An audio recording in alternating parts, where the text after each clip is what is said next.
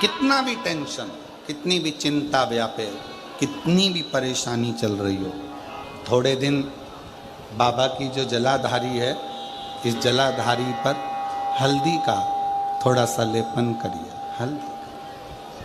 हल्दी का लेपन कर कर जिस पात्र से शिवजी को जल चढ़ाओगी, उसी पात्र पर अपनी 3 उंगलियों का स्पर्श हल्दी का कर कर फिर बाबा को कुंदकेश्वर महादेव के नाम से जल चढ़ाना प्रारंभ करें। जो हल्दी का लेपन आपने जलाधारी पर करा है, उसी जलाधारी की 1 उंगली कलश पर लगाकर लेकर आओ।